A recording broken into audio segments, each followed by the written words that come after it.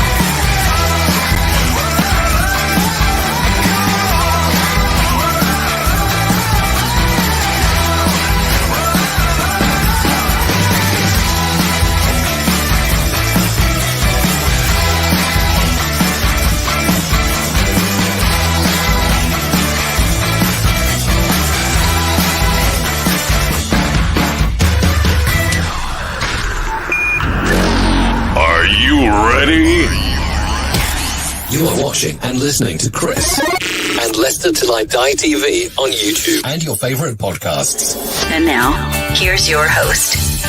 Right, Chris. Right, peeps, welcome along. How the devil are we all? I've been asked so many times, and no, when I did that introduction, I'd actually run out of team shirts to use and flags. I thought, I know what I'll do for a bit of fun. I'll put England-Germany as the final again. Well, it was fate. It was fate. How are we all doing? Welcome along on the day that Casper has decided he's going. We wish him all the best. And we will be doing a special, hopefully 1 o'clock tomorrow on Casper. So there'll be no Casper talk in the chat tonight, because we're all going to be talking about the Women's Euros. And I've got a special guest with me. She knows how we feel. She's lost a Schmeichel as well in her time. Let's bring her in. Maisy, good evening. How the devil are you? Oh, good evening, Chris. I'm well, thank you. How are you? And we lost a better Schmeichel before you mentioned. you what was it you were saying about wage structures in Liverpool and Manchester City just before we came live? Don't know. You don't know? No. I won't repeat it. You lost the older one. Let's just put it that way. Well, of course he was old. He was his dad, wasn't he? but there is I did put a question in the chat for anybody that's watching it. What is your best moment of the Euros? Just fill it in, and we'll have a look at those at the end. Instead, just write down what your favourite moment of it was. Terry's in. Good afternoon, evening, morning, day, whatever. Welcome along. I'm not with it today. And you've got a brilliant one, a brilliant favourite moment there, Terry. Cyber Leader. I know. Yep, it's Jake's birthday today. He's 12 again, isn't he? Something like that.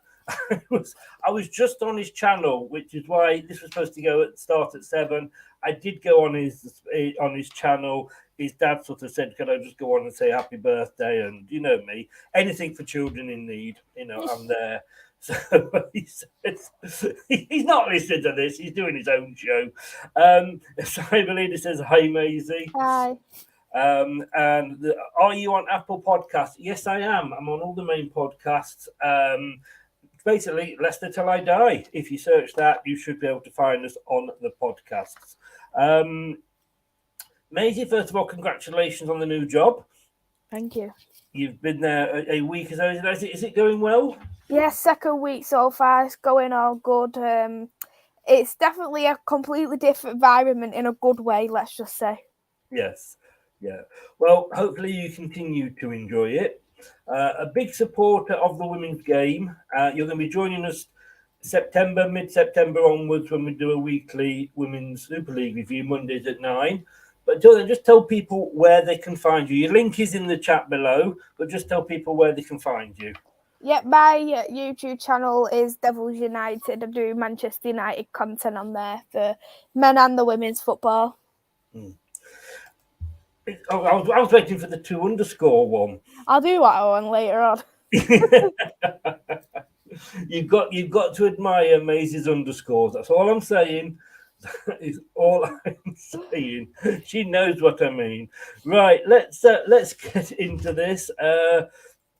and it is the Women's Euros. Let me just change the branding round. Here we go.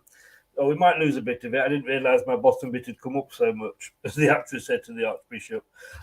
We do say for the last time, I want to thank 3retro.com. That's the number 3. If you want any, not only England like this, retro shirts, football shirts, or leisure wear in total, I say England, Premier League club, Championship clubs, Barcelona's, Real Madrid's, get on there. They ship worldwide, and they've got some really, really good prices. I say that's 3retro.com.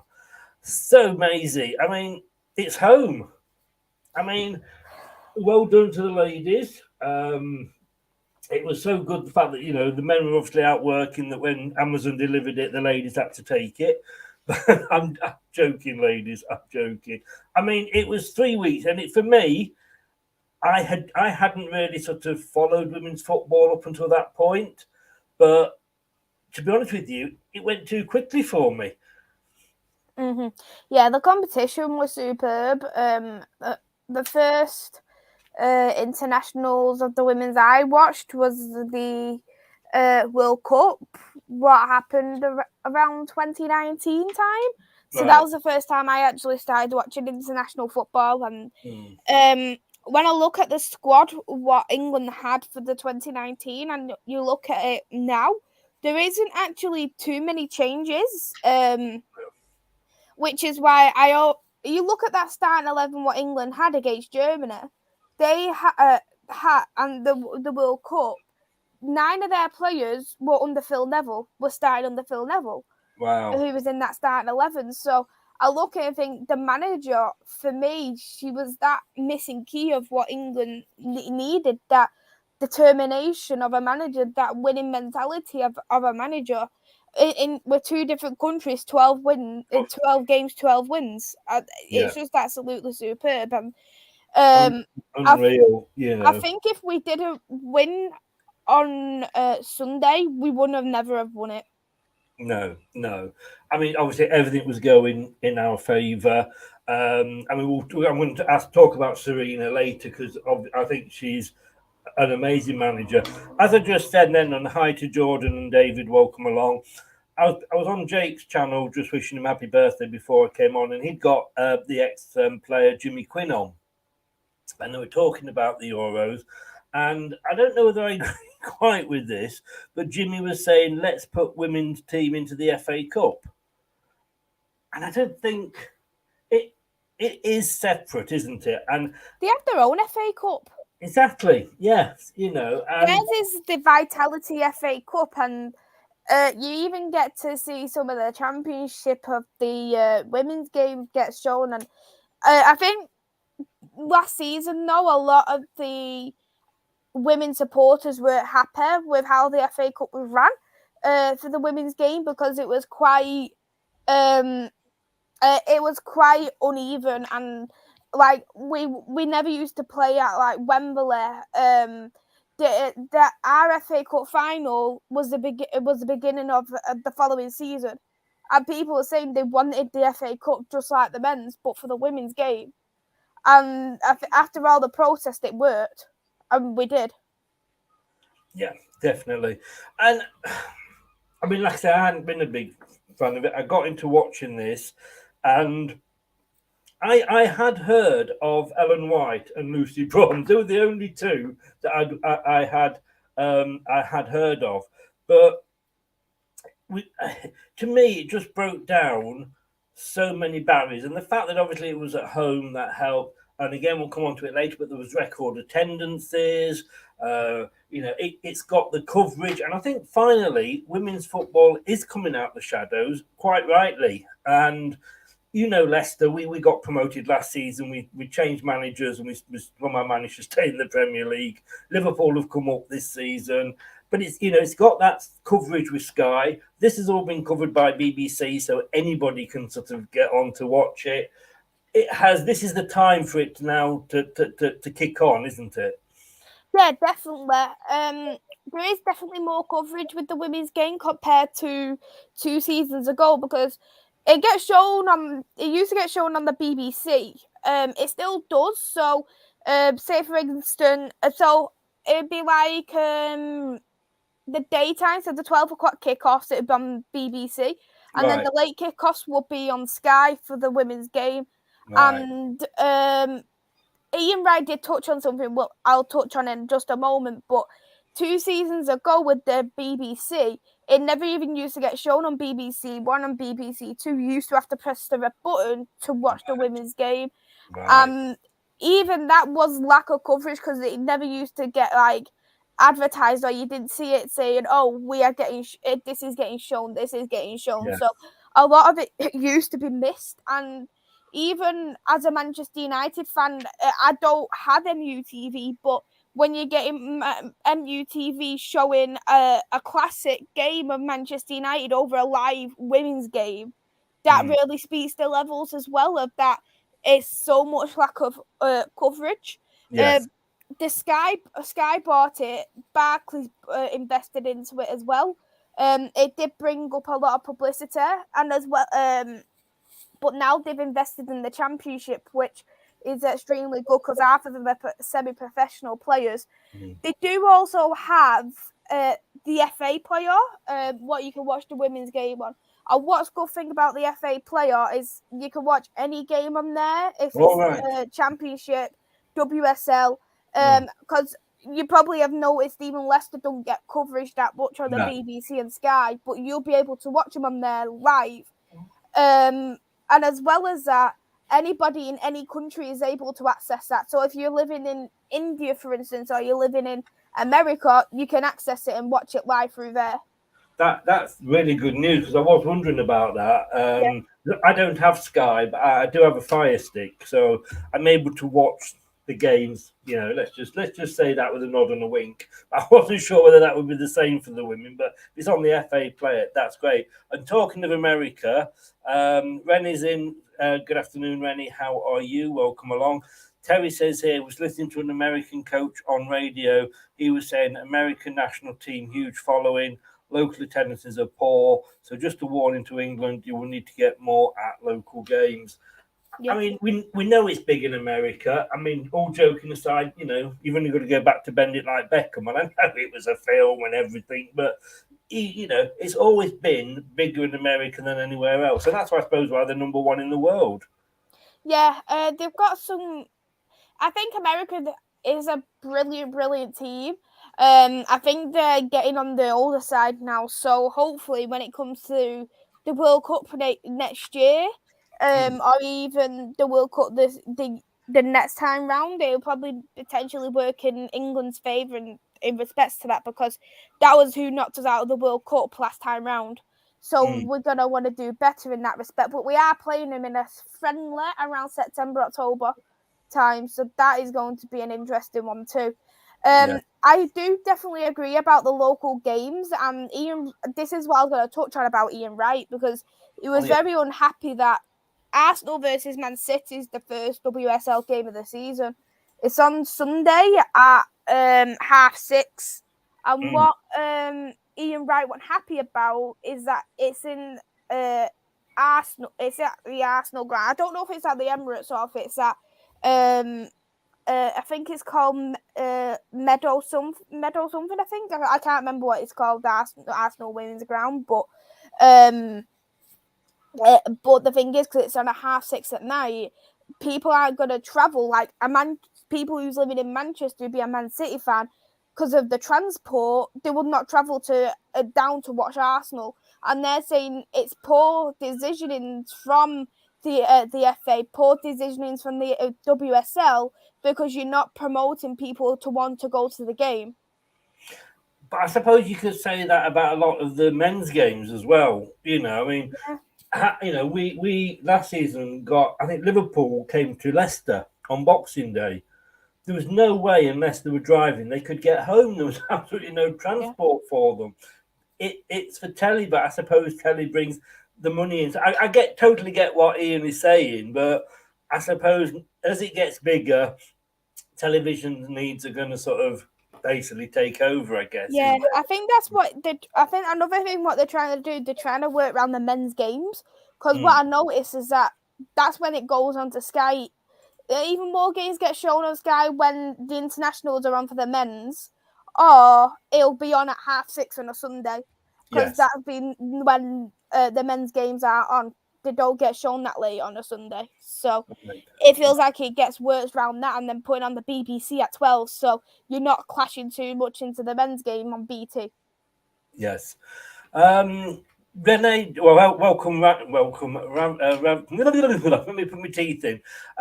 Welcome, Ravia, to the show. Thanks for joining us.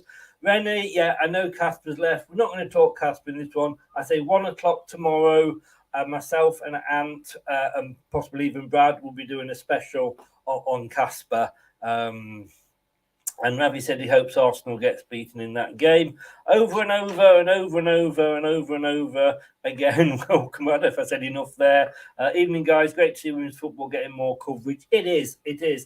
And a lot of people have said that, well, you know, a lot of people, I'd like to say myself, jumping on the bandwagon, but it's awkward because it takes something like this to just create that interest, doesn't it? Yeah, the thing is, I know people say stuff like jumping on the bandwagon, but you're not going to know what a game is like unless you watch it. Yeah, exactly. Yes. And no matter what, even if you, for instance, people, because I like sporting, people thought I was jumping on the bandwagon because of Cristiano Ronaldo. People are always going to say that you're jumping on the bandwagon over something, but the thing is, especially with how the game is developing, I think it's good to have them fans in, especially knowing this season in particular, there's going to be a lot of games actually being played in men's grounds. So you need them kind of fans to uplift the players, and I think they deserve a good crowd, especially when you've got Man United tickets being sold at £6 per ticket. It's not bad at all. No. And you've got to... Doug, Maisy's link is in the chat below. Well done on your 2000, by the way. I mean, I got a thing through from Leicester the other day. If it wasn't so far away, I would have definitely had it. A season ticket for Leicester women is £42. Wow, that's really good. Man United's only how much? £3 cheaper. Yes, yeah. It's...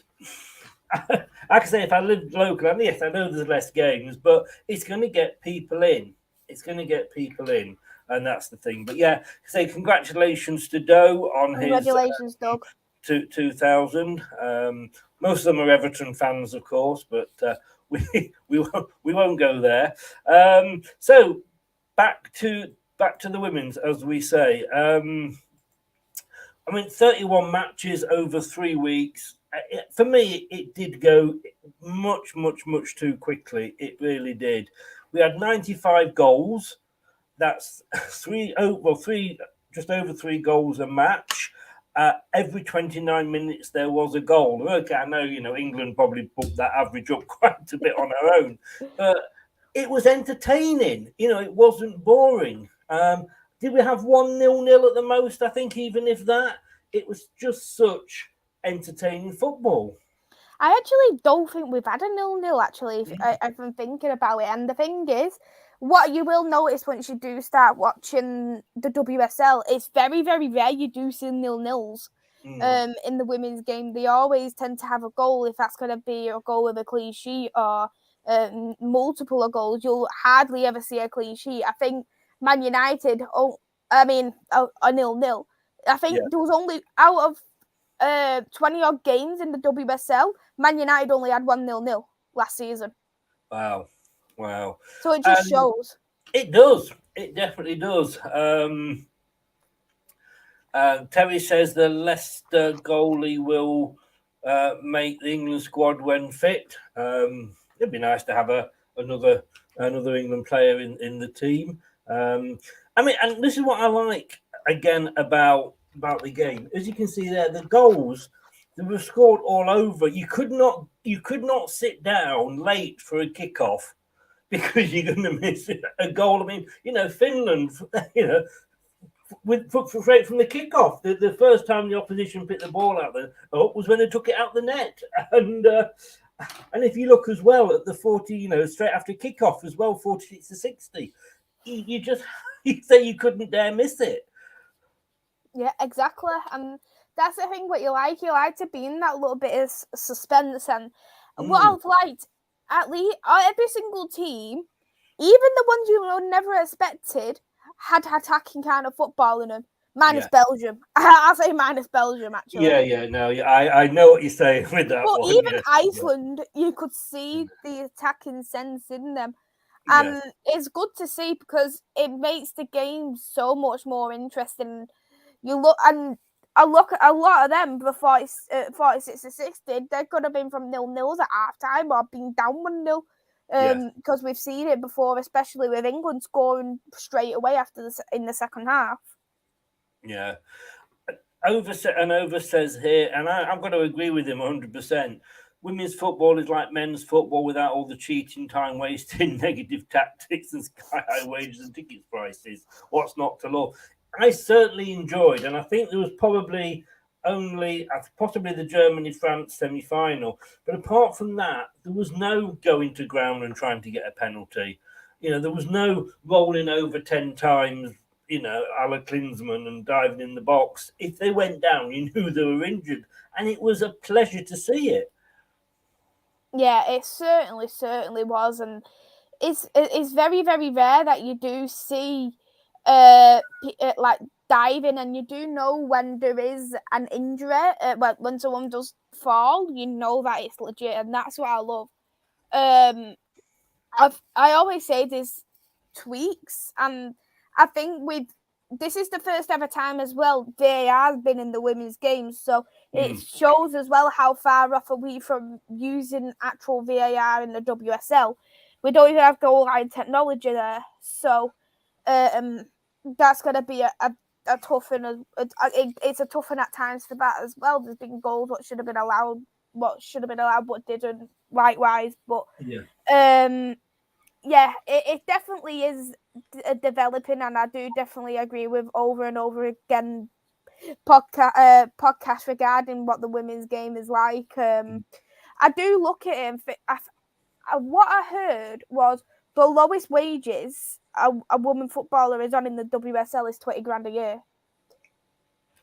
20 grand a year, and that is very, very poor. Part-time people are using that is on that wages.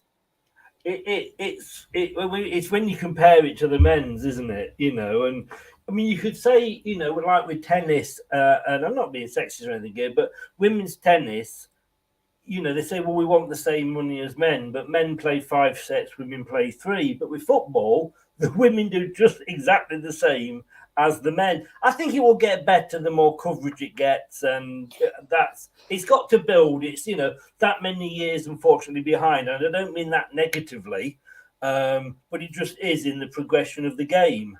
And me personally, in my opinion, I think another thing what will help it grow is if we expanded the league. I think the league is too small. You're looking at the likes of Spain and France, who are ahead of us in the women's game. They've got 20 teams in there, so they're playing the same amount of games as the men's. Whereas you're looking at the WSL, they're playing over 10 games less this season than what a male footballer would. So people say it destroys fitness levels because it's like you're playing a couple of games, then you're on international break, then you've got your winter break, and then it just disrupts a lot of things. I mean, Leicester City, for example, we own the women's team as well. Yeah. But there was Leicester Women's and Leicester Ladies, so there was a couple of them. And they are now play at our old training ground, Beaver Drive. Do Man United own the women's team? Yeah, we own our own women's team, but we don't have our own stadium. We actually rent a stadium out. It's actually a rugby ground. We rent it out, and the Glazers are actually doing a decent thing by actually building a women's stadium as it stands. So you heard it here first. Let me just make a note. So 24 minutes and 41 seconds. The Glazers are doing a decent thing for once. How many years has it taken them? Well, they actually demolished the United team in 2005. Yeah. And they brought it back in 2018. I think they probably thought, we can make a bit of a ton off it. Yeah, exactly. I mean, VAR I thought was very good, and what I liked was not every game, but I would say the majority of games, probably 90% of the games, I wasn't talking about the referee. You know, Yeah. and that was a big difference. And VAR, I think there was one. I think it was Sweden. Might have been Sweden, Portugal, or Holland, Portugal, possibly. And I was covering it with Craig, and they showed this. It was a goal. Had it touched, the defender before it went to the person who was offside? Blah blah blah. Yeah. And it did seem to take ages, but every time they showed a different angle, me and Craig were coming to a different decision about whether it was or not. But yeah, that was Sweden, Portugal, that one, because it was a Costa own goal. It turned out to be, didn't it, from Portugal? Yes, yeah. But eventually they got it right, and that's the main thing. I mean, and as well, I've got to be honest with you, as Terry said here, and I agree, it took me a while, as it did indeed Terry, to get his head out of thinking of the equivalent male team. So, I was looking at this thinking like, well, Holland are good and Portugal are good and what have because the men's team were, but it is completely. It took me ages to try and get that out of my system. Suppose you could say that about England now. England men crap, women good. Yeah, I have had some really sexist comments since I started, because I covered as much of the women's as I could, except from obviously the last day when there was 2 games at the same time. But I'm saying I would have sooner watched England play Norway over and over again than the England men play Hungary. That is not hard, Chris. It's really not hard. But do you know what I mean? It's just just like the whole, it was more entertaining. But maybe Serena should replace Gareth. Who knows? But just to sort of go through some stats here, goals. England top. 22. We are 8 goals more. We're basically the Norway game better than Germany. And possession there, we're second to Spain. Spain had the possession, but you could argue they didn't actually do anything with it when they had it. I did find that with Spain and Belgium a little bit. They had the possession, but they just didn't press with it. Yeah, the thing is with Spain, they lost out on their key players. I'm not saying there's any excuses on that. But no, because you're quite right. Their manager is, how can I say it, is the equivalent of Daniel Fark. It is crap. And the thing, I don't know if you've seen women Spain fans, like the Spain women fans or Barcelona women fans, but they are a crazy bunch. They're a crazy bunch. And they was going on Twitter meltdowns wanting this guy out. God. But I think with Spain, they're one of them. They've got fantastic players in there. I think if they had Alexia Putellas, the current Ballon d'Or winner, who's out of an ACL now, if they had their top goal scorer of Jenny Amoso, I think maybe things could have been a bit different. But the manager was also stubborn in the case of you'd rather play a winger up front, who is now Manchester United's winger, rather than playing your striker. Yes. What doesn't make sense, because she's a brilliant winger, Lucia Garcia, and you've seen it when she's playing on the wings. But the problem is when a winger plays up top, they take one too many touches, because that's what a winger does. Yes. And with Spain also, they like to do a lot of sideward passing and backward passing. Half the time, I look and think they look lost.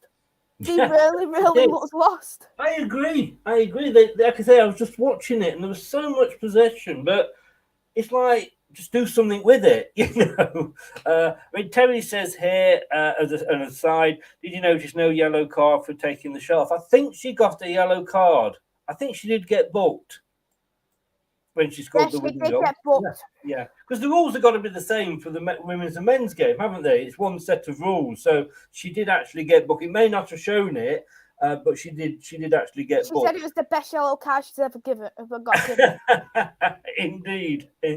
Who cares? I mean, let's be honest with you. She could have got a red card. She would have been happy, But what I like about these figures is that, you're seeing that England, say, the first on that, second on the possession. And then if we go to passing accuracy and the total attempts, we're second for both of those. And, this, you can't say that the best team didn't win it. They're literally top and they're near enough top on every single thing. And looking at the goals in particular, England contributed for nearly 25% of the total goals. So that's nearly a quarter of the total goals England has scored. In terms of France, I've seen France is up there with a lot of stats, and I don't know if you agree on this, Chris, but I think that France even looks lost after the first game, even though they had a talented squad. I think them missing out on Kakako, who is their top goal scorer as well, got ruled out during the Euros and an ACL. That really damaged because she scored 2 goals, I think, just in the first game, and people thought she was going to be on fire and stuff like that. So I think even stuff like that, it ruined France, really. France, that first half that France had, and we're going to go through the groups next, but that first half they had in their first game, 5 goals, 5-0 up at half time, the match is over. We know that. And you either go out and you just carry on, and as we both our teams did against Southampton, and get 4 more, whatever, or you just sit back. And because it's tournament football, I understood them sitting back because they had another game 4 days later, but they never, for me, got to that point again. And I said I would sooner have actually played France in the final because, again, when they played Germany, they had a lot of the possession, but Germany just soaked it up and did what we know like the Germans men team can do. But yeah, I agree with you. France after that, they didn't excite me at all. They didn't excite me. And if you look at that, Beth Mead. I don't know whether did Pop get, and obviously it was a disappointment that Pop missed the final. But did she get a share of the Golden Boot, or did it go? It went to Beth Mead because Beth Mead had the most. After the goals, if they had the same amount of goals, it goes then to assists. So how many assists it went in, and I think Pop only had 1 assist, and Beth Mead had 5. So yes, as we can see there. Beth Mead, player of the tournament as well. Just before we get onto the groups, did you? Ellen White, I suppose she's like the Harry Kane of women's football for England, isn't she? She won't be disappointed that she didn't. Well, we should be disappointed if she didn't score. Yes, we won it, but she came close so many times. But just being on the pitch, there's an argument for saying maybe Russo should have started over her because she was more in form. But then, when you put Ellen White on, she's going to get at least 2 defenders follow her everywhere. Yeah, the thing is, I think Ellen White scored 1 goal the whole tournament, and I think she is a bit like Harry. I do say she's a bit like Harry Kane in that respect because she is England's top goal scorer, and you are going to want your top goal scorer to be there. And I was one of them who I would always back my own player on Russo to say she needs to be starting over Ellen White. She's this has been Russo's best season. She should be starting. Ellen White has arguably for me been the worst season she's ever had at Manchester City. She got dropped for their backup striker of Bunny Shaw. That was how poor she's been this season. And the fact she was coming on in the Euros and she was starting, even I was like, well, why is she starting? But I think Russo, when she started, she hasn't made the impact as she has coming off the bench. And the differences between Ellen White and Russo is that Russo is so much better when she's got space, and that wouldn't have worked against Germany. That wouldn't have worked against Spain either, coming on. Whereas Ellen White, you've seen that she's quite good in them tight spaces, no matter how many defenders she does have around her. Yeah, I agree. Let's go through the groups. Group A, which of course England were in. We obviously topped that. Austria For me, I was surprised. I had Norway going through for that group with England. And I think, yes, we beat Austria 1-0. And I was kind of sat there. I'm not going to lie to you. I was a little bit disappointed, if anything, because we just beat Netherlands in the pre-tournament game 5-1, I think, having gone 1-0 down. And they were the reigning Euro champions. And I thought, wow, this is going to be it. And I'm thinking, 1-0. But then, in fairness, Austria did make it all the way to the semis last time out. But then we just went. And for me, the game of this group was the England-Norway game. We put that marker down, didn't we? We certainly did. I completely agree with that. And Norway, for me, was very, very disappointing. I actually had Norway to win the group on my predictions. I expected Norway to be a whole lot better, especially knowing that Ada Hegerberg was coming back at first tournament as she quit international football for a bit. I've said for months that never write off Austria, because as much as Austria don't score many goals, they're a bit like Sheffield United when they first came up in the Premier League. Didn't score many goals, but they've got a terrific defence on them, and they've got a world-class goalkeeper in Zinsberg. So, yeah, I mean, you can see there. I mean, they only scored 3, but they only let 1 in. Exactly, and you need that bit of balance. But I think if you was going to obviously some people favouritize the defence more, and I always say that goals win you points, but defences win you titles. And yes, and that's a good thing from Austria to favoritise defence, because I don't really know what they're like. I don't know the players up front personally, like what they're like, so I couldn't say how good they were. But I know the defence a lot better, and they've got brilliant defence. And let's have a word for Northern Ireland, because they were plucky, I think is the word. I mean, they've not been professional. I believe Louise was telling me they've only been professional since January. Getting to the tournament was their big thing, wasn't it? They were.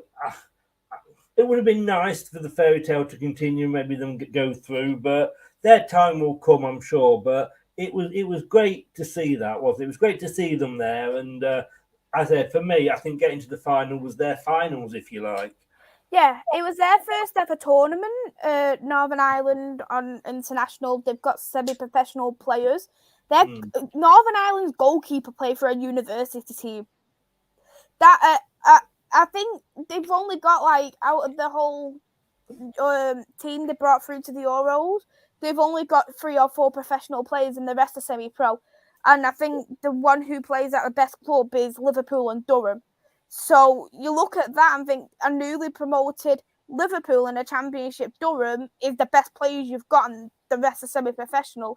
Yes. So the fact that you managed to be better than the likes of Scotland, for instance, who is a much higher ranked team, to get through to the Euros just really speaks levels on Northern Ireland. And it does, and it just also shows as well, it doesn't matter if you play professional football, if you play semi-professional football. If you work hard, you can get it. And that's exactly what Northern Ireland done. Yes. And, I mean, again, just to go back to that 8-0, I don't think there's been I think that's a record in an actual finals. You get that sort of result, don't you? I mean, we saw England put 20 past, was it Latvia or something? Yeah. And you don't expect an 8-0 at this stage. And I think we just sat there and saw them taking it in and taking it in. And like I say, it was very, very much was my game of that group. But I think as well, I just wanted to touch on a bit about that Latvia game. A lot of people, in a way, thought women's football was a bit of a joke, because England put 20 away against Latvia, and people didn't see it as a saviour's game. And they just thought, oh, right. And they even wrote off England and say, well, could you do it against a big team? But we can do it against big team. Yes. We've done it in Sweden at a tournament level. We've done it against Netherlands before the tournament started. Yes. We're still battering teams. It doesn't matter who you played against. We even beat Germany 3-1 and won the Arnold Clark Cup against them. So we can beat any team what's in front of us, because we work hard as a team. But I just think that Latvia game, even though we done terrific, it done more harm than good. It did, but I think if you also look at the men's game, and I know you shouldn't really say compare, but if you go back 10 years in the men's game, probably even 15, we were putting 10 past San Marino. But no one said anything about that. No, they didn't. But we know now put 10 past San Marino. You know what I mean? Now, if we get 3 or 4, that's it. And I think, again, as the women's game progresses, we will see less and less of these 20-0 games. Mm-hmm. Yeah, I completely agree. Once you have that more investment, once you see, I'm not saying like managers are bad in the women's league, but when you see a lot more experience off managers as well, because you're getting some of these who have never been a coach and they're just an assistant. They've been an assistant, or they've just coached the unders or something, becoming a first team manager, or just coming straight out of university and becoming a manager. So that doesn't really help either. And then we move on to Group B, which to me was probably a bit of a disappointment, to be honest with you, with the names in there. I've got to sort of give a shout out here. Everybody knows I love the Finnish women team purely for their home shirt. And we're waiting for the things to finish, and hopefully they do a T-shirt the same. For me, England should be playing in a white shirt with a red cross on it. That's how it should be. I love that. I wanted them to go further just because of the shirt, which I know is very sad, but I'm a very sad person. But I mean, we were saying before about early goals. Finland against Spain, first game in the group. And was it I don't think a minute was on the clock. That's correct as well. I think it's a bit of a shame for Sweden, because they had Denmark, who was in the Euro final the last time round. They had Spain, who was the favourites. And then they had Germany, who's a rebuilding team. So I really did feel sorry for Sweden. It was their group of death. Finland, yeah. Finland, yes. Yeah, it was. When you look at the stats, I think you always knew that they were going to be the sort of wooden spoon. But I can't really, to be honest with you, even come up with a exciting game from that sort of group. It was sort of just what we expected. I even felt sorry for Denmark. I mean, they started off, didn't they, with the 4-0 loss to Germany. They only beat Finland by the 1-0, and then they lost again 1-0 to Spain. And Spain just seemed to labour in that group, and they didn't change or get any better the further it went on. Like I say, they had all the possession and played this nice football, but just no end product. Yeah, exactly. And that's down to managers' tactics, if you ask me, to be fairly honest, because you just can't drop players who you desperately need, who you're lacking upon. So you blame that on balls of the manager. And when you are in that kind of group, you can get away with it a little bit because you've got a couple of opportunities. But he didn't even fix up when it came to England. So, but I think it was very underwhelming, because even Germany was wrote off by a lot of people, saying Germany's not good enough. And I actually predicted Germany. I actually predicted the same group to go for the same group, what we've got right in front of us. So I thought Germany is a brilliant Jenna-pressing team, which we've obviously seen. And I had a feeling that it was just, I thought Spain would have done a whole lot better. I was extremely disappointed in them. Yes, yeah, I agree. I agree totally. And then Group C, he said, if it will move on, there we go. The aforementioned Sweden, Netherlands, Switzerland, and Portugal. It was all totally one way here. I mean, you look at that, 7 and 7 points for the top two, 1 for the bottom two. But that first game, Switzerland, 2-0 up at half time, were in control, and then they just switched off for the second half. It was literally, when they say a game of two halves, that was the game of two halves for me. Yeah, and you know what? Portugal was so unlucky to not get 3 points out of that game. They really was so unlucky. Yeah. That was the second time Portugal was ever in the Euros as well, because it was in it the last time round. So they're only a fairly newish team. they haven't got that much tournament experience. So for them to get in is great. And I just felt sorry for them. It was the defence for me what really ruined Portugal. If their defence was a little bit more tighter, especially against Switzerland, they could have either finished third or second, because that group, for me, in my opinion, is that it was the most exciting group because it came to the final game of the groups to decide who was finishing second. Yeah, I mean, I just couldn't believe the defending of Portugal, and we'll come on to that with the last game, because the last games, obviously, both of them were played at night at the same time, and I was actually doing a watch along with Craig, and like I said earlier, we went for the Sweden-Portugal game because we thought, yeah, this, that's going to be the more exciting one, and it was just one-way traffic. Well, get me wrong, did Portugal just make it? Were Russia thrown out, or am I making that up? That is correct. So, right. Russia was knocked out because of what happened. It went about that it could have been either Scotland or Portugal to go through. Scotland based off the highest ranked team who's not in the Euros, and Portugal because they finished second because they lost in the playoffs, the playoff final. Out of merit, Portugal got through because they should have realistically gone through because of that. Yeah, no, I put the right decision there.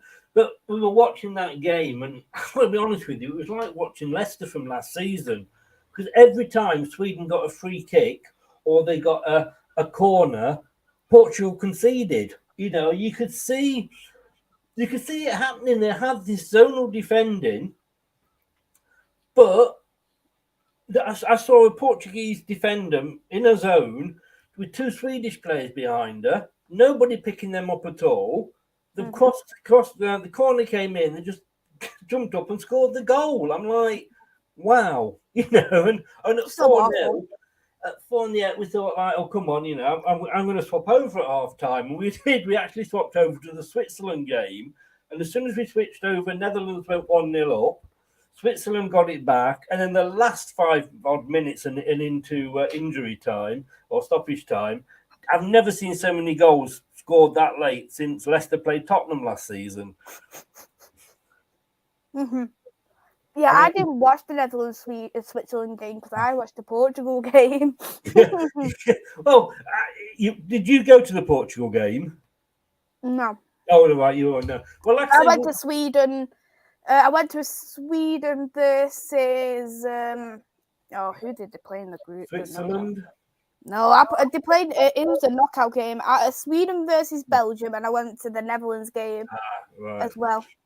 No, as I say, we were covering it, and I just said to Craig, going, "Come on." So the other game's 0-0. That's got a little bit more riding on it now. So I say we swapped that. But at last, like I say, when Leicester let those 2 goals in against Spurs in the 94th and 95th minute, it was just the same as the Switzerland just capitulated in that. So to me, that was the best game of that group. Then the final group, Group D, France and Belgium making it through. And as you said there, you thought Iceland were unlucky. Yeah, I do, because they was the only team in history to be unbeaten in the groups and not go through. And it's a shame, really. Just like Finland, I think they was in a losing situation with the group they're in, because you look at that before the group happened, you think France, Italy easily. You really do, because the team that Italy has have got winners in Italy, so you expect them a lot better. And looking at Italy, I think they was the most disappointing team in the Euros. I would agree with you. I would totally agree with you. I mean, that Italy 0, Belgium 1. I mean, Italy had so much of the first half. It was just one-way traffic. And the second half kicked off. Belgium scored. I was at that game. Well, oh God! How did you stay awake? I went to the, and you know what really didn't help? It was that I don't know if you knew about the heat wave. I don't know if it was where you are, but It was 42 degrees as well when that game was on. Wow. 42 degrees. And I felt I was going to do a vlog on it as well. And I thought, I can't even speak. That was how bad it was. And then the game was enough to set you to sleep as it was. But Yes. I actually got the Belgian goal on camera, and I've got it. I saw that. Yes, I did see that. That was a good one. But yeah, it just, I say Italy for me, like I say, were disappointing. But I suppose, like I say, the France-Italy first half was the best, which was the second game. But I'd say at half time, France, I think, just peaked in that game, and after that, they just sort of, it was almost like they just did what they had to do. It was like they burnt themselves out far too quickly. Because even when they played against Belgium, they wasn't convincing. And I could even argue, should that have been a draw? Yeah. Because if you look, if that was a draw, 2 points dropped, that would have been a lot more open than. I know it would have stayed the same, but it would have been a lot more open and could have had a bit more fight from Iceland and Italy, potentially. Yes. And of course, then it was straight into the quarterfinals.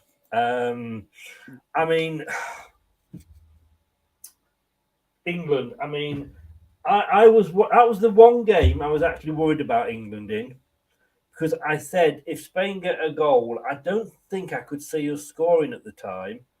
And I've got to be honest with you, and I say we'll come on to Serena.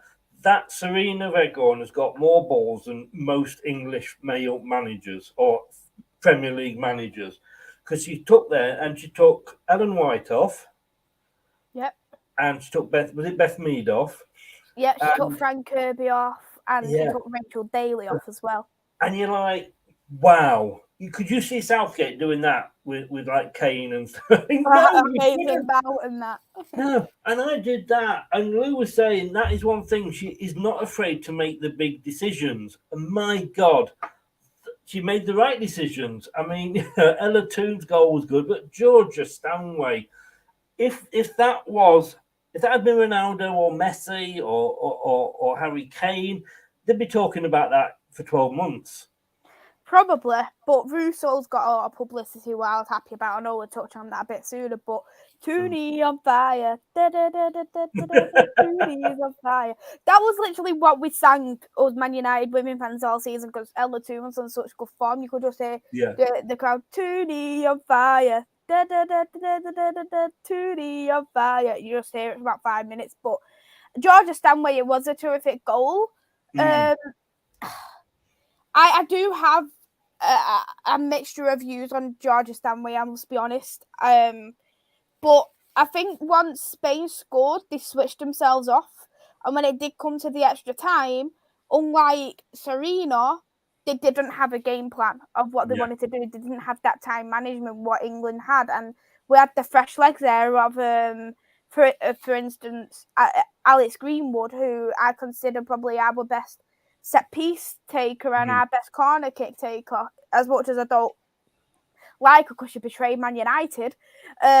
She's still the best at that. And she's had a terrific season. I'm surprised though that Rachel Daly was able to keep her out, because Rachel Daly, she plays in America, and America hadn't played for a few months at that point. So I was surprised that she took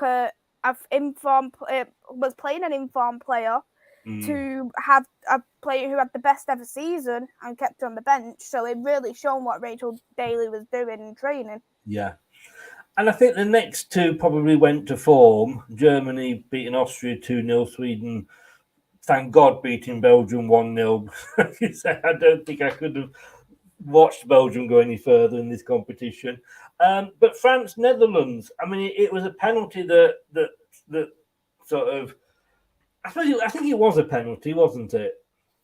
I think it was a mixture, if you want me to be honest, because I think if that was on like the 60th minute of normal time, I don't think that would have been given. But it was based off the timing of it. I think knowing it was an extra time, knowing that it's all to play for, knowing that it's the knockouts, blah, blah, blah, blah, blah. I think that's why the goal it was given, because I look at it from different ways, and I think it was a penalty and it's not, but I think it was more based on the timing of it, but it was a well-taken penalty by Eve. It was the pressure, and that's the thing, isn't it? The pressure was on, and she delivered, and then, of course, we are through to the semis. Now, the thing that impressed me was that you've got the 4 group winners in the semis. Mm-hmm. So, really, it just shows, really the 4 best teams made it that far. I did not see 4-0 against Sweden. I really, really didn't. It was probably the Spain game that actually made me think, you know what, we could actually win this because we were the one team that had really come back from being behind of the sort of ones that were left. But this game, like Sweden, number 2 in the world, second only to America, you're thinking they're going to give us. So now, when we watched it, Lou said she didn't think that Sweden deserved the 4-0, but I think it was a decent. I think it summed the game up, that result. Yeah, I think England were outstanding, but I think the thing is with England, it took them the 20 to 30 minutes to get into the game, and because of that, I was very, very sick. I had the thoughts in my mind England was going to go all the way, and I say it to people all the time. It's coming home about England, and it annoys people, but I'm not bothered. But I think for me, I think if Sweden put their chances away a bit more, because they do have a world-class striker in Blackstenius, and they've got a world-class number 10 in Asalana. If they was able, for instance, to put the ball in the back of the net, I think it would have been a different story. I don't think 4 goals would have been scored off England, but no. I think once the goal was scored against England by Beth Mead, I think Sweden crumbled, and I think they lost that confidence, and that's why we was able to exploit them. Excuse me, I've got hiccups. We never get them at the right good time, do you? Yeah, so hold my breath. If you see me go collapse, I hold it too long. And then, of course, Germany, France. I think that was a fair result for that game. Yeah. In my opinion, I actually think that was the game Germany looked the most vulnerable in, because I think no one expected France to get that goal, and knowing that it was an own goal as well. Yeah. I think Germany, they was giving the ball away a little bit cheaply because we knew France likes possession as well. So I think that was the time where we seen Germany at the most vulnerable in the tournament, in my opinion. Yeah, because they'd gone 1-0 up, hadn't they? And then Mulgool scored, and then they obviously got. Oh no, I'm looking at totally the wrong game there. Frome scored. They got the own goal in the 44th minute, which basically got it back to 1-1 at half time. And then, is it Poop Pop? I don't know how you pronounce it. I'll say Pop. It's got to be Pop, hasn't it? Yeah, pop. She's popping about. I was calling it a poop all game or tournament. Popsicle. But she's great. And the fact that it was her first ever tournament because she's been ruled out due to injuries and stuff like that. I think it was just a shame for her that she got injured during the warm-up. Not a shame for us and as England as a team, because I think it would have been a different story. But it's a shame for her because, especially when you've done so well. And yeah. I must admit, and coming on to the final now, I think, it's the sort of thing we look at that and thought, and it's a bit awful, but I think a lot of people were sat there going like, yes, because she was injured. I mean, it does throw the whole game plan out, doesn't it? Mm-hmm. Yeah, really, really does. It does. And they did have their striker back who had COVID, but you could tell she was lacking that bit of match fitness, in my opinion. Definitely. I mean, again, 1-0 up, we then let it slip. I mean, again, it was a good goal, but I mean, the scrambled goal at the end. I mean, it was one of those like you didn't care how it went in. I mean, you know, she missed the first attempt totally, but credit to her, because how often have we seen that happen? And you think, oh, that's it, I've missed the chance. She just had another go and literally, you know, just poked it over the line. But it was mad scenes, wasn't it? Oh yeah, it really, really was. There's a person who watches my channel called I Like Coffee. He actually predicted Chloe Kelly to score the winning goal. And he predicted a 2-1, believe it or not. Clever man. But I think Chloe Kelly, she is an outstanding player, and she's recently come back off an injury herself. She only played 5 games before she came to the England squad, and she was out for over a year. So for her to have be in good form for a club, Manchester City, to come into the Euros, not really have the impact she probably most likely wanted to, because when she came on as a sub, we haven't seen the best of Chloe Kelly, but under the same breath, you wouldn't drop Beth Mead either or Lauren Hemp for her. No. So she was in a bit of a losing situation, but I think this is going to really boost her confidence of getting this winning goal, because it'll be her who will go down in history as the person who won England's first major trophy since 1966. Yes, totally agree. Just now, before we do the final few things, just to go back on Terry's favourite moments, he said, seeing the German sour faces that had to walk through our victory tunnel of English girls. Oh, you're nasty, Terry. You're nasty. But I like it. I like where you're coming from. And he said another one here. My other best moment was the German girl got the young player of the tournament trophy. Her face more or less said, I didn't really want this consolation prize. And he says here, the final, the Ukrainian referee, not the best of tournament with one of the 2 decisions on the hard German tackling. The Germans were okay to do it, but England penalties penalised for the same kind of tackle. For me, like I said, I think, yes, she wasn't the best referee we'd seen during the tournament. Excuse the seagulls going past. I know, yes. Shut up, mother.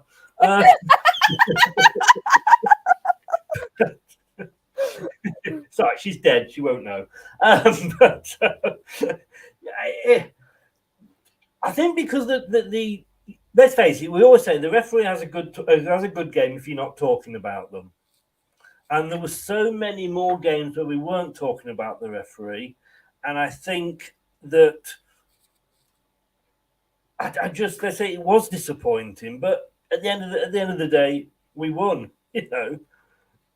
Yeah, I think the ref could have been a lot better. There was times where she even annoyed the life out of me, but I'm not going to hold too much against her because we won. So it's come home.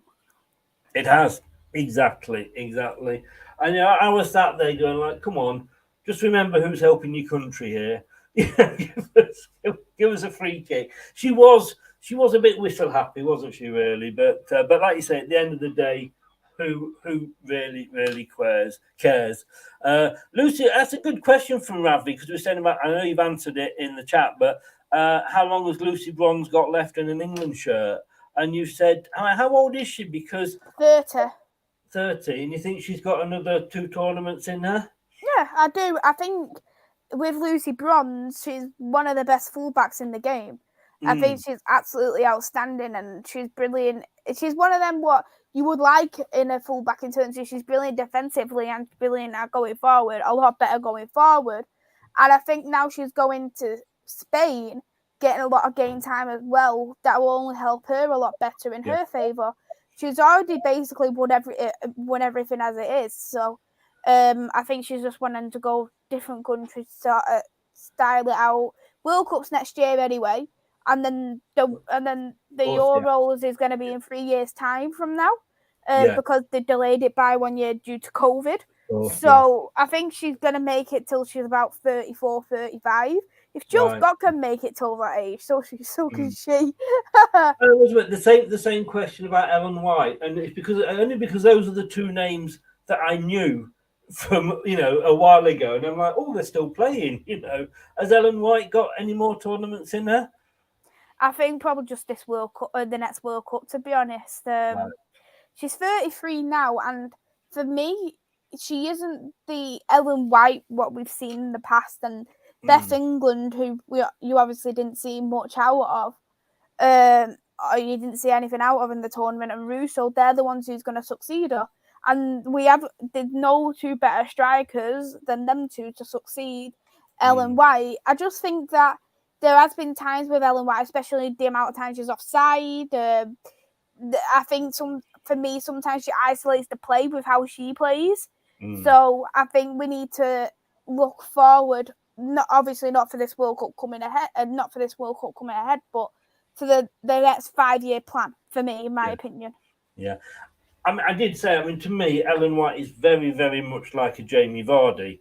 Even if Jamie Vardy's not scoring, you put him on the pitch because it will occupy two defenders. But we can't not say that the effect that this woman has had on the team. Three semi-finals as it on a trot we've been in and we've lost. The last time we were in a final, we lost. Phil Neville, let's be honest with you, you never quite thought he was the right man for the job, but she's come from the Netherlands, and like I say, she's not scared to make the big decisions. I'm going to tell you a funny fact before we talk about Serena. We got Serena in. She's Dutch. The Netherlands brought in a manager is English. How strange is that? Yeah. But who got the better deal? Well, obviously us. Yeah. Do you know, you may not know this. Was there a reason did she just want like the new challenge after winning it with Holland? Yeah, I think so, to be honest. She is definitely a brilliant tournament manager, and the thing is, Serena has done basically everything. She started off being a PE teacher. And she's been from being a PE teacher to being an assistant manager to the Netherlands, then becoming an assistant manager for a club, and then that's when she became a proper manager for the Netherlands. So she's built her way up. She's learned everything from how she can to become the manager she is. And I think she's absolutely outstanding. She isn't afraid. She's ruthless.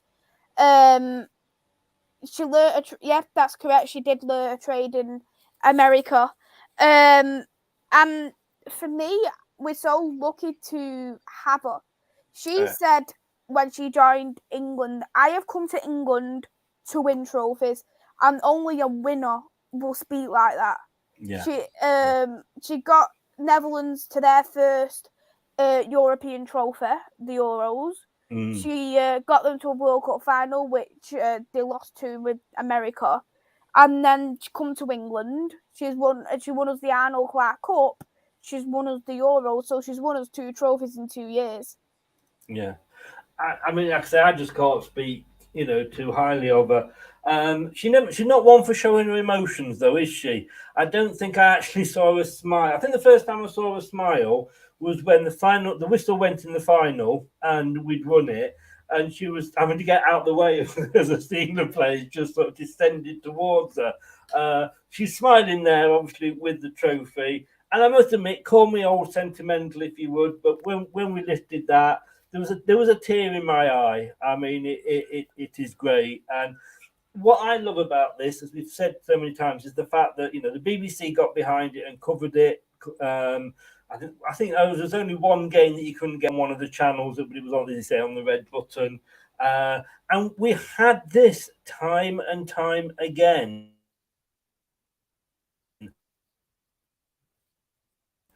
Amazing. You probably won't be able to see this, but and I have sort of blocked out the last one there, but there's the 10 highest ever attendances at women's football Euros, and 7 of them are from this tournament. And do you know that attendance for the final? That was the highest for the men and the women's ever. Yes, Yes, 87,192. Yeah, exactly. I think it just shows that we have been behind on the game, and you've got them petty people who say, well, it's because tickets are cheap. If you want to go to a game, you will go to a game and pay for it. It doesn't matter on the ticket price. Why does England men get there's so many people if it's so expensive? And the same thing if you was going to watch club football for the men's. Why would people go if they think if they couldn't afford it? And you still get easily 60,000 people for club and country watching football live at the ground. So I don't think it's nothing to do with ticket prices. I think it's just more that people are taking an interest. If you're not, if I said to you, Maisy, I have got a ticket for you to the Crown Green Bowls final. It's only a £5. You wouldn't go, would you? Because you don't. Well, I don't know. You might be a big Crown Green Bowls fan. I don't know, but like you say, whatever the price, if you don't want to watch something, you don't want to. No, exactly. Exactly what it's just like you wouldn't go to something what you're not bothered about. I'm not bothered. If someone said to me, "Oh, Maisy, do you want to go and watch this or something?" I go, "No, because I'm not interested. I don't care." Yes, yeah, no, it is. And can England or can football in this country? Because we always say whenever when we have the Olympics, we should move on from that and. When the World Cup goes to certain countries, that they should build on it from that. And we see so many times that countries don't. But I've got a good feeling about this. I think that with Sky, as I say, doing the WSL, like I say, the FA channel, you can see it all, every game. The BBC shows some as well. It can't be ignored now. We can't. They've won it. Like you say, the girls have brought it home. It cannot be ignored. No, it certainly can't be ignored, and I think this tournament is going to grow the game massively. I think there is still things that do need to improve because there will be some people who will not care about it once the league is back on, or just think, oh, I ain't got the time, or they'll watch something instead, or travel. There'll be any kind of reason, but I think it definitely will improve upon because. Even if you was, for instance, not even you was a neutral and you see Mary Earts, for instance, and you thought, oh, I liked her, and then you look at Man United tickets, £6 a ticket, see Mary Earts? Yes, please. Yes. No, it is unbelievable. And like Terry said, I mean, we had a clash because we had the England final, which kicked off. I don't know what time it kicked off now. 5 o'clock. 5 o'clock, and then we had Leicester playing Seville in a friendly. We always have one big friendly at 6 o'clock, and we had Man United playing against Rayo Vallecano at 4 o'clock. And Terry, me, we both watched the England game, and you did as well, and that says a lot because I mean we could watch it on the Leicester City website free of charge. So even if we didn't go, it was you could get to watch it. But there's no way you're watching the final. If we'd have watched the Leicester game, which was 1-0, and we hadn't watched that, we would have been sick. We really would have been. Scott, I think he would have taken the £5 for the Crown Green Bowls. He just liked the game. Talk saying good evening, Talk. How the devil are you? Do remember to check out Talk's channels, Football versus Cancer on YouTube and also on Twitter as well. It's for a good cause. Scott watched 45 minutes of the final and then watched the Leicester game. You getting it, Scott? Regretting it? I bet you are. I bet you are.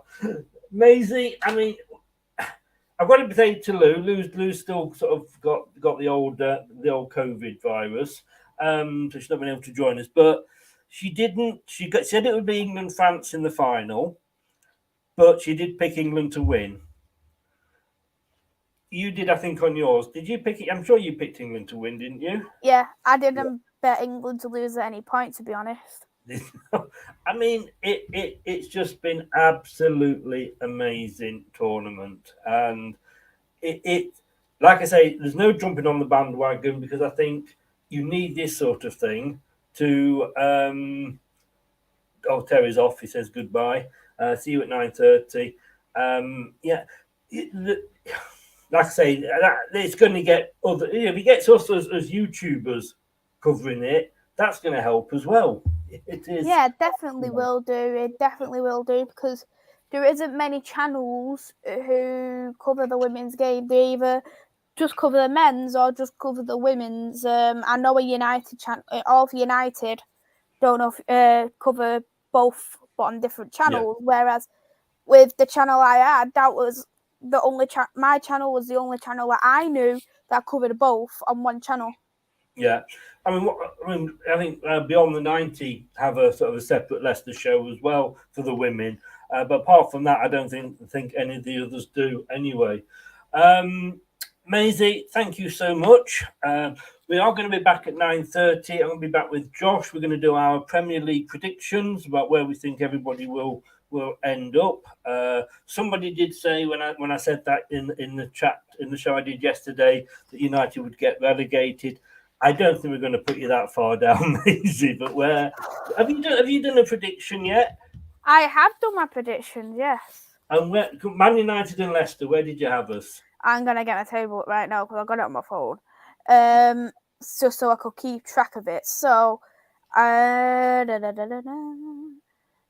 had Man United in 5th, and I had Leicester in 8th. I've got to be totally honest with you. I wouldn't be far off that. I think you've finally got a manager a bit like Conte at Tottenham that can actually hopefully be given time, but be given time by the fans, and I think that's more important. I think he will be given time off the club. It's the matter of the fan base because our fan base is the most toxic fan base that I've ever witnessed. You know what? Right, I'm just gonna slightly touch off topic. Dean Henderson does. I said bad stuff about United. Yeah. Dean Henderson fans are sticking up for him. Rightly so, well done. I think rightly so, well done. But then them Dean Henderson fans are slagging off Ronaldo for what he's done. Ronaldo fans are saying, "Oh, Ronaldo, you can go if you want to go. You're the biggest club legend ever in Man United history." And then you've got the Dean Henderson fans who are saying, "Do one Ronaldo, but I'm do one with both. If you don't want to be at the club, bye." Yeah, no. I mean, this is what I say. I don't care. I don't care if you don't want to be at the club. I don't care how big you are, what you've done for us. You don't want to be for us, and you will agree as a Leicester fan for anyone who is in Leicester. If you don't want to play for us, we're saying, I've said to him on this show, put up or go away. Not those weren't the words I said, but it's just make your mind up. No player is bigger than any club. Let's be honest with you, But 5th, maybe I may have had you down as 6th. I did one, but it was so many weeks ago. It was like you had no idea who was buying what and what have you. But we're doing it at 9:30. Maisy, thank you so much. I'm really looking forward to doing the WSL review every Monday night at 9 once the season kicks off with you. Please tell everybody. We have got a link in the YouTube chat below, as you are saying, one of our co-presenters, so it's there all the time. But just tell people where they can find you. And like I say, don't forget your double scores. Yeah. Thanks for having me on, Chris. It's been great discussing the game. I had to put on my Lionesses shirt considering we won.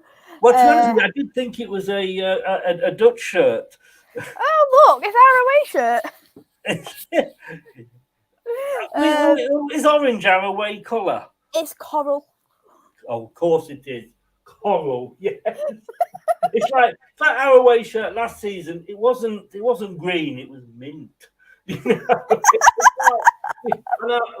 Our purple shirt wasn't purple. It was like burgundy or something stupid like that. And what happened with those socks that I saw England wear in one game? They were like multicoloured. I don't know. I couldn't take my eyes off the socks. I don't know what's going on in the game. I was just transfixed by these socks running around the pitch. Oh, Yeah, well, apparently, according to the website, it's coral. So it's coral. Anyway. Yeah. But anyway, I have stopped you reading out where people can find you, so do carry on. My YouTube channel is Devils United, Manchester United content for men and the women's football. And as well, my double scoring is at 2_ MUFC Maze on Twitter, where you can catch me through there as well. So don't be like Chris and put the 1_ it's the 2_ it's longer.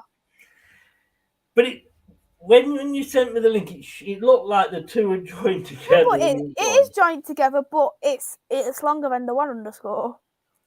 Well, to be honest with you, I didn't actually think about measuring it before I actually tried to follow you. But I got there, much to your disgust probably. But Maisy, thank you so very, very much for coming on tonight. Really enjoyed it. Scott says here, Maisy normally makes a giggling appearance on most shows. yeah, but she's on this one, and I said if I used your laugh on this show, I have to pay you, so I don't use it on show. Yeah, I said to Chris that he needs to start giving me commission. Yes, yeah, that's never going to happen. But right. Thank you very much. Good luck with the new job, of course. Thank you. Good luck for the upcoming season. We all hope, as fans, that we're going to not have the same mess that any of our clubs were in last season. But think exactly. Thanks very much, Maisy. Take care, and I'll speak to you soon. Yes, see you soon. Bye-bye. Yes, thank you. Bye-bye. So thanks to Maisy. I mean, great. She knows her women's football. She knows her football. I'm not going to lie. She's a great friend of the show, and we thank her for coming on and having that chat with us. Oh, it's not that one. It's that one. There we go. If you can do what it says there, please like the video and subscribe to the channel. It would mean an awful lot. And don't forget, like I say, I think it is, let's have a look, it's September time, because the Women's Super League, obviously not having so many teams in it, is shorter than the men's. But we kick off against Everton on the Sunday the 11th at 2:00. And we'll probably be doing a watch-along for that. And then on the Monday the 12th, we'll have the WSL review show. Monday nights are review nights on Leicester Till I Die. 7:00, it's the Premier League review with, you remember, John Sinclair, ex-Leicester broadcaster, will be joining us, and Lou on that. And then 9:00, Lou again, and Maisy and the token male to talk about it. But no, thank you very much. I'm really looking forward to that. Maisy's Lav is the best, definitely. And as you say, guys, hit the like and subscribe to this channel, makes a big difference. Ravi, subscribe totally to the women's channel, to Maisy's channel, sorry. It is totally amazing. And she's a lovely girl. I am going to be back at 9:00. No, I'm not. I'm going to be back at 9:30. When we will be talking predictions. Where are we going to put your team, and where are we going to put Leicester? I've got Josh, you probably know him best as Sports, on Twitter, and he'll be doing his and I'll be doing mine by the side, so that could be interesting. Thanks again to Maisy. Thanks everybody for watching, and if you've been listening, thank you for lending me your ears.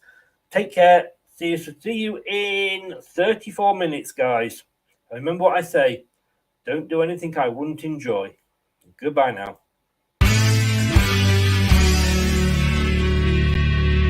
Thanks for watching Leicester Till I Die. This is Chris saying goodbye, and see you next time.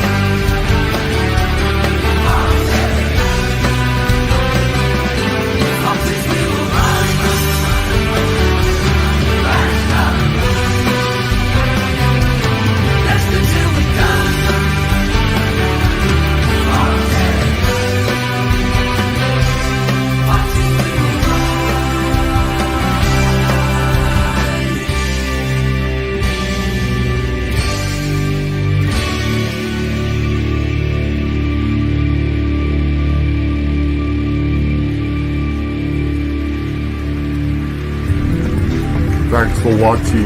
These videos are tremendous. You better like them too, or I'll be back. Cool. I'm out of here. Ooh, that's a wrap.